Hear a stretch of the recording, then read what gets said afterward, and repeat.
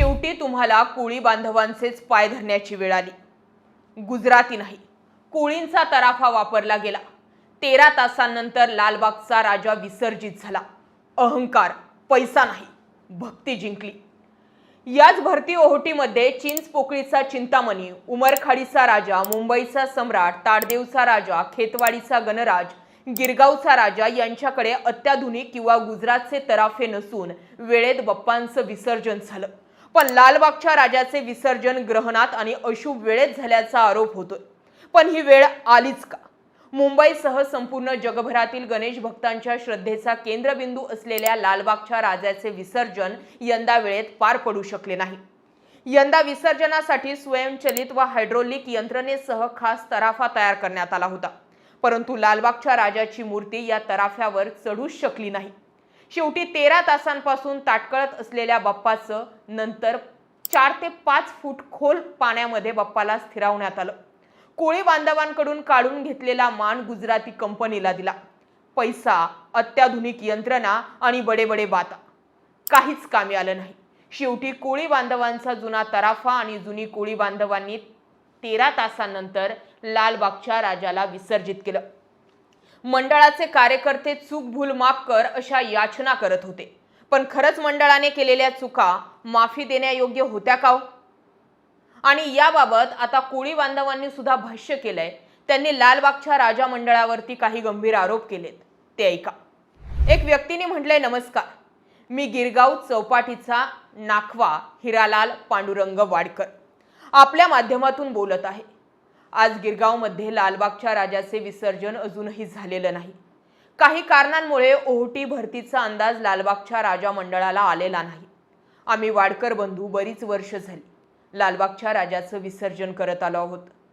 आज काही कारणांमुळे लालबागच्या राजाचं विसर्जन झालं नाही. वाडकर बंधू वर्षानुवर्ष विसर्जन करत होते, आता ते करत नाहीत. कारण गुजरातचा तराफा आल्यामुळे लालबागचा राजा मंडळाने हे कंत्राट त्यांना दिलंय.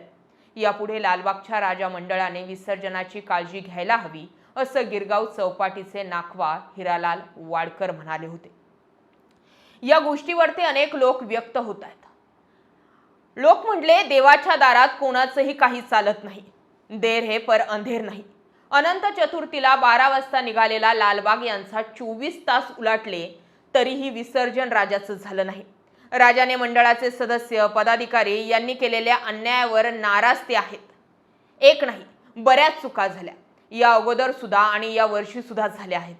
पण या वर्षी झालेल्या चुका क्षमा करण्याच्या लायकीच्याच नाहीत. सर्वात मोठी चूक, देवाच्या दारातच अन्नदात्याला म्हणजे कितीतरी शेतकरी असतील त्यात अन्नदान त्यांना नाकारले गेले. जे अन्नदान सर्वात श्रेष्ठ दाने.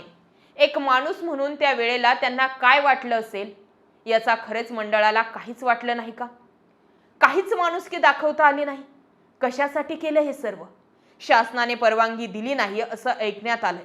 पण सर्वात मोठा उद्योजक त्या मंडळात आहे, तरी अडचण आलीच का? खरंच ते मराठी बांधव ज्या गोष्टीसाठी आली होती तो विषय बाजूला ठेवा. पण एक दिवस ते सर्वजण न खाता पिता राहिले. खूप वाईट आणि लाजिरवाणं गोष्ट ही. ज्याची 10 दिवस तुम्ही पूजा केली त्याला हे खरंच आवडलं असेल का? तुम्ही स्वतःच याचा विचार करा. जर आम्हाला इथे एवढे वाईट वाटले तर तिथे त्यांच्या आई बहिणींच्या डोळ्यातून पाणी आले नसेल का?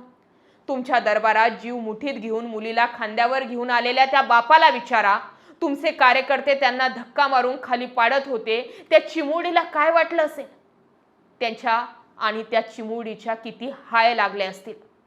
श्रीमंत किती मिनिटे थांबतात, पण गरीबाला पायावर डोकं आपटून धक्का मारून बाहेर काढलं जातं. बाप्पा हे सर्व भक्तांना झालेले हाल गेली कित्येक वर्ष बघत आहे. आज शेवटी त्याचा अंत झाला. कदाचित म्हणूनच आज तो विसर्जन न होता भक्तांच्या झालेल्या यातना, त्रास याचाच राग डोक्यात घेऊन नाराज होऊन बसलाय का? बाप्पाला काय वाटलं असेल? मराठा आंदोलकांना बघून अन्नछत्र बंद केले, महिलांचा विनयभंग झाला, श्रीमंत भक्तांच्या चरणी लोटांगण झालं आणि सामान्य भक्तांना लाथाबुक्के. यावर्षी जो तराफा आणलाय तो गुजरातवरनं आणलाय. कित्येक वर्ष कोळी बांधव भक्तिभावानं विसर्जन करतात. त्यांना कमीपणा देत गुजरातचा आणलेला अत्याधुनिक तराफा बाप्पा नाकारतोय, म्हणजे गुजरातचा तराफा सुद्धा गणपती बाप्पाला मान्य नाही.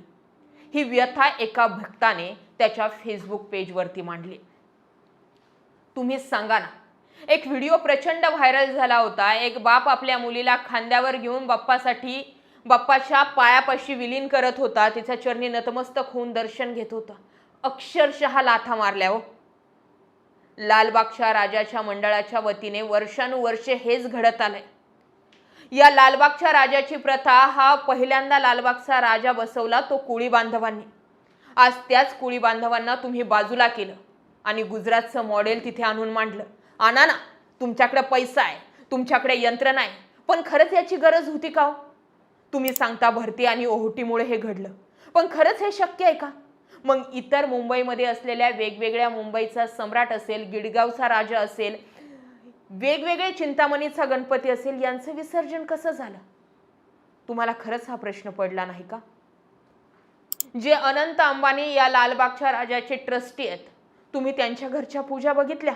मुहूर्त, वेळ, शुभ अशुभ वेळ, सगळ्या पूजा अर्चना त्यांच्या घरात नियमात आणि वेळेत पार पडतात.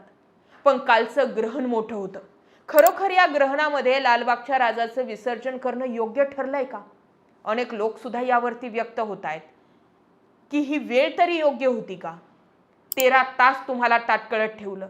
ऐकायला तर हेही मिळालं की आजूबाजूला असलेले मंडळाचे सदस्य लोक आमच्याकडून भूल माफ काय झाली असेल क्षमा आम्हाला द्या, आमच्याकडून काही चूक झाली असेल तर त्याची आम्ही माफी मागतो. अहो, तुमच्या चुकाच एवढ्या आहेत की त्या माफीमध्ये गिनताच येणार नाहीत. शेवटी तुम्ही विचार करा, लालबागच्या राजाचा हा प्रकोप किती मोठा होता. शेवटी काय झालं? तुमचा गुजरातचा तराफा बाजूला ठेवला गेला. लालबागच्या मंडळाचे जे ट्रस्टी आहेत त्यांनी शेवटी कोळी बांधवांसोबत चर्चा केली.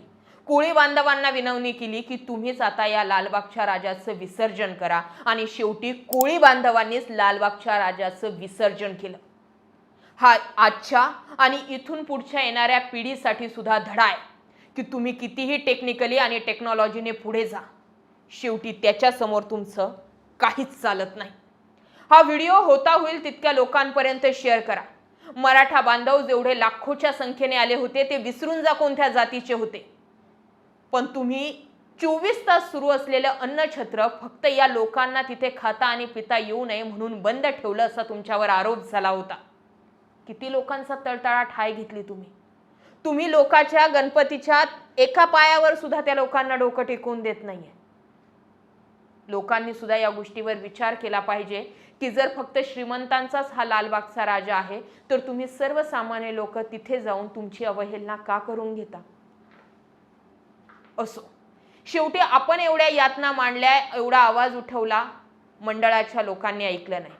शेवटी गणपतीने, लालबागच्या राजानेच त्यांना धडा शिकवला. आता तरी ते ऐकतील आणि पुढच्या वर्षी तरी यात काहीतरी सुधारणा होईल हीच अपेक्षा इतर गणपती भक्त करतात. तुमचं यावर मत काय? कमेंट सेक्शनला जरूर व्यक्त व्हा. अशाच माहितीपूर्ण व्हिडिओसाठी आपलं चॅनल आवर्जून सबस्क्राईब करा. जय महाराष्ट्र.